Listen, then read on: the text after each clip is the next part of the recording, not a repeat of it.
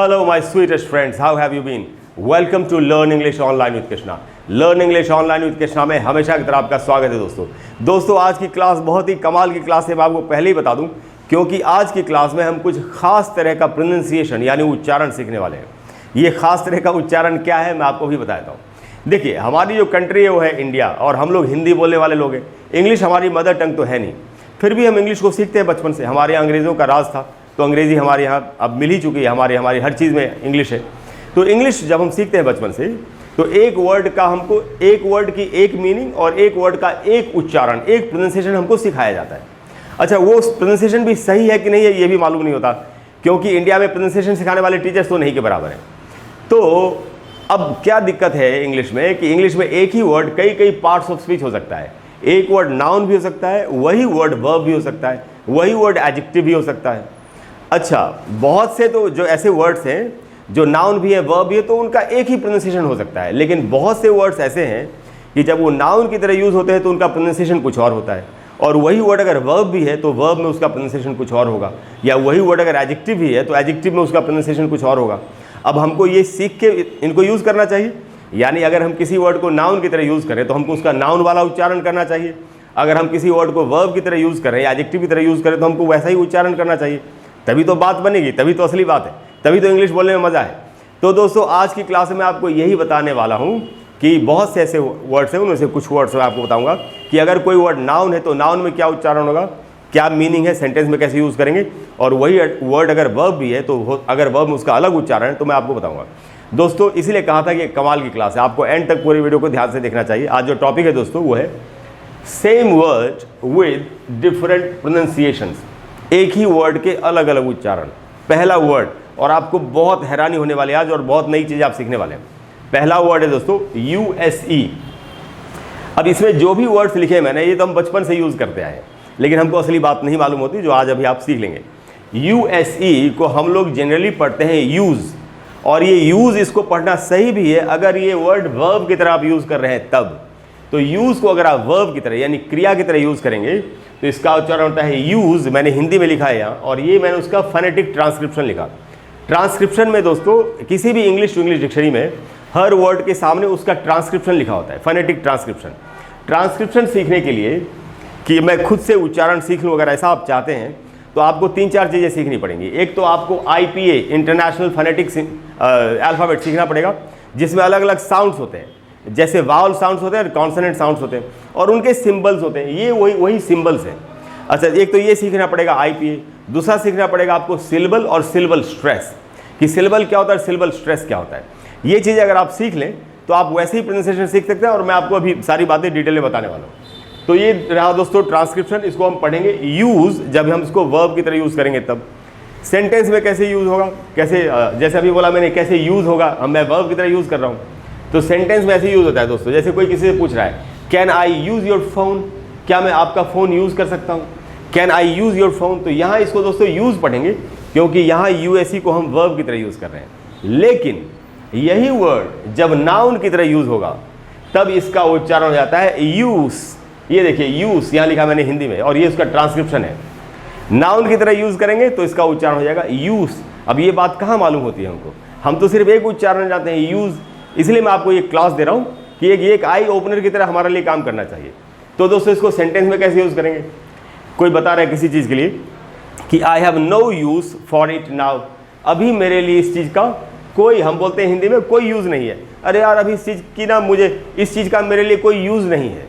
लेकिन यूज़ नहीं होगा, अभी हमने सीखा हमको क्या बोलना चाहिए, यूज़। अगर आप हिंदी में भी बोल रहे हैं तो भी आपको यूज़ ही बोलना चाहिए। अभी इस चीज़ का मेरे लिए कोई यूज़ नहीं है ये बोलना चाहिए, और इंग्लिश में तो ऑब्वियसली बोलना ही चाहिए। तो हम बोलेंगे I have no use for it now. तो यूज़ वर्ब की तरह यूज़ करेंगे तब उच्चारण होगा, यूज़ नाउन की तरह यूज़ करेंगे तब उच्चारण होगा। आते हैं अगले वर्ड पर। ये वर्ड भी दोस्तों हम सब जानते हैं बचपन से, CLOSE। ये वर्ड जब वर्ब की तरह यूज़ करना हो तो इसका मीनिंग होता है बंद करना। ये रहा इसका ट्रांसक्रिप्शन, और ये मैंने हिंदी में लिख दिया उच्चारण। वर्ब की तरह यूज़ करेंगे तो इसका उच्चारण होगा क्लोज। क्लोज यानी बंद करना। अच्छा, मैं इसको क्लोज क्यों नहीं बोल रहा, ये जो है CL के बाद जो O है जिसको हम लोग O बोलते हैं, O, अब मैं आपको बता दूं ये O नहीं होता, ये होता है आधा अ और उ। कैसे, देखिए ये ट्रांसक्रिप्शन लिखा है, मैं आपको थोड़ा सा वैसे ही एक्सप्लेन करता हूँ, अगर आपको IPA नहीं मालूम है तो भी आप समझ जाएंगे। देखिए आप KL से तो क्ल बना, और उसके बाद ये ई उल्टा दिख रहा है आपको, इसको बोलते हैं श्व साउंड फोनेटिक्स में।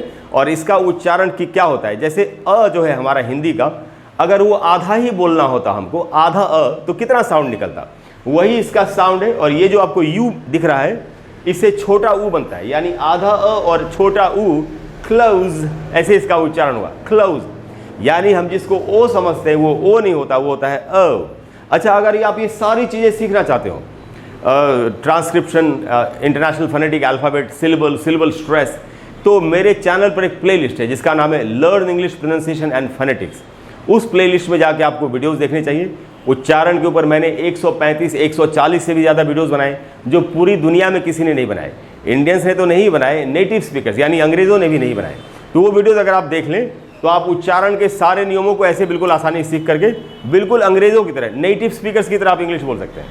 तो दोस्तों ये है क्लोज, और यहाँ हिंदी में लिख दिया, और मीनिंग है बंद करना। सेंटेंस में कैसे यूज़ होगा, यहाँ कोई बोल रहा है किसी से प्लीज़ क्लोज द डोर, कृपया दरवाज़ा बंद कर दें, प्लीज़ क्लोज द डोर, तो वर्ब की तरह तो होगा क्लोज। लेकिन यही वर्ड जब एडजेक्टिव की तरह यूज़ होगा, एडजेक्टिव ही होता है ये, और तब इसका मीनिंग होता है एडजेक्टिव में नज़दीक, पास, करीब। हम कहते हैं ना वो मेरे दिल के बहुत करीब है, उस मीनिंग में इसका उच्चारण देखिए दोस्तों क्या लिखा है। तो ये है क्लोज, यानी वर्ब की तरह यूज़ करेंगे तो उच्चारण होगा क्लोज, जब एडजेक्टिव की तरह यूज़ करेंगे तो उच्चारण होगा क्लोज। सेंटेंस में कैसे यूज़ होगा, कोई किसी चीज़ के लिए बोल रहा है my house is close to the school, कोई अपने घर के बारे में बता रहे कि मेरा घर जो स्कूल के पास ही है। My heart is close to the school, कोई आपके दिल के बहुत करीब है तो आप बोल सकते हैं। अगर वो लड़का है he is close to my heart, अगर वो लड़की है she is close to my heart, he is close to my heart नहीं बोलना है, she is close to my heart हमको नहीं बोलना है, he is close to my heart, she is close to my heart. तो दोस्तों नाउन के रूप में क्लोज, एडजेक्टिव के रूप में क्लोज। अगले वर्ड पे आते हैं, PRESENT, कितना कॉमन वर्ड है, बचपन से हमको मालूम है। ये वर्ड वर्ब भी होता है, नाउन भी होता है, एडजेक्टिव भी होता है।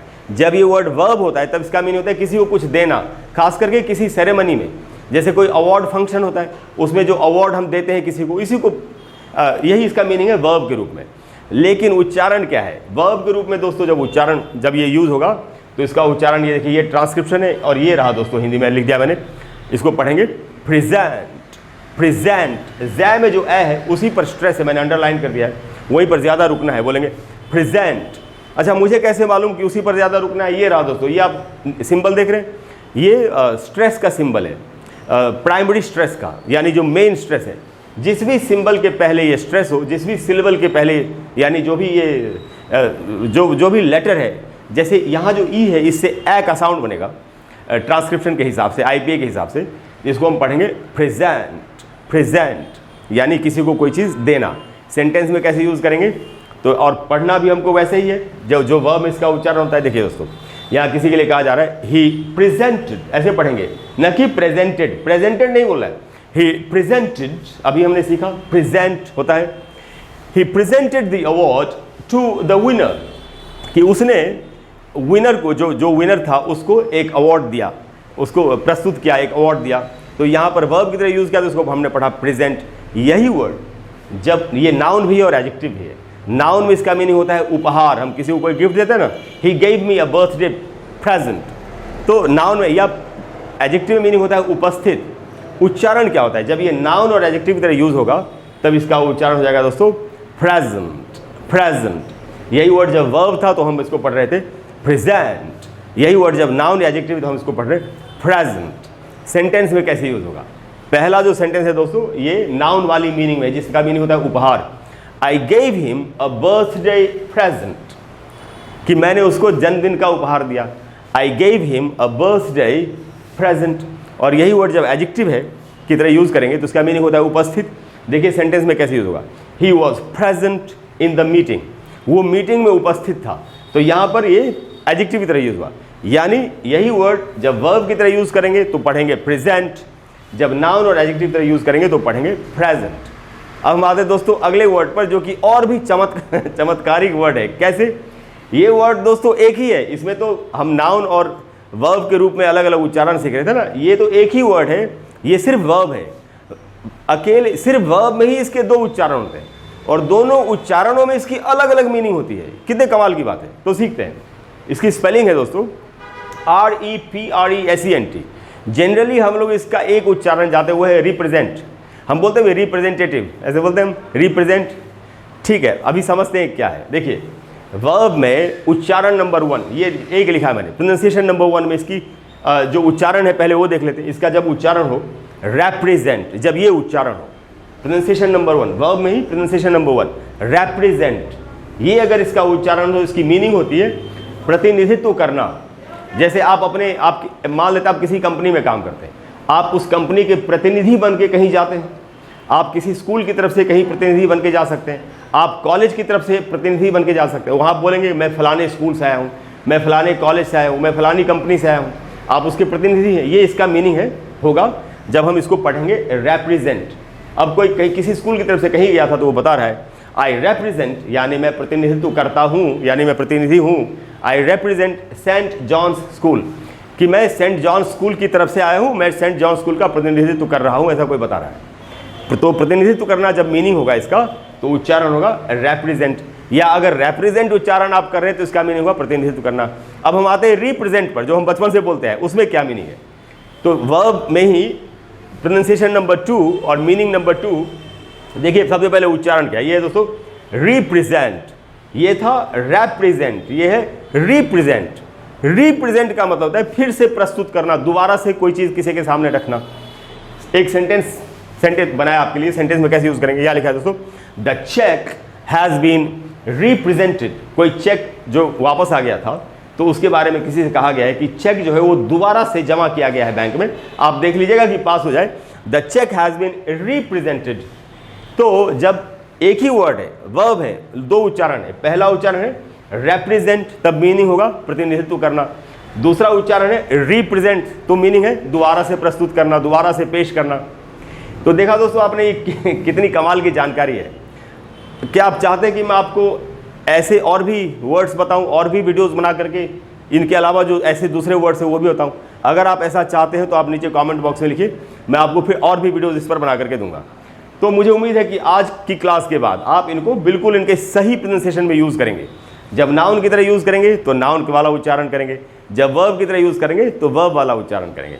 अगर आपको क्लास अच्छी लगी हो और आप चाहते हैं कि मैं आगे भी आपको इस तरह की वीडियोस बना के देता रहूं, तो प्लीज़ वीडियो को लाइक करें और शेयर करें और चैनल को सब्सक्राइब करें। अपने फ्रेंड्स के साथ ज़रूर शेयर करें। मैं चाहता हूं सबको इसका बेनिफिट मिले, पूरा इंडिया अच्छा उच्चारण करे, अच्छे उच्चारण के साथ बोले, ऐसा मैं चाहता हूं।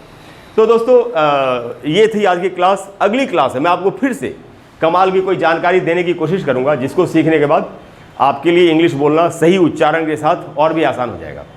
कोई भी ऐसा टॉपिक है जिस पर आप चाहते हैं मैं आपके लिए एक वीडियो बना दूं, तो आप प्लीज़ कमेंट बॉक्स में लिखिए। मैं कोशिश करूंगा कि आपको जल्दी से जल्दी उस पर एक वीडियो बना करके दे दूं। Thank you very much for all your love, your support, your kindness. Thanks a lot. I will see you in the next class. Bye bye.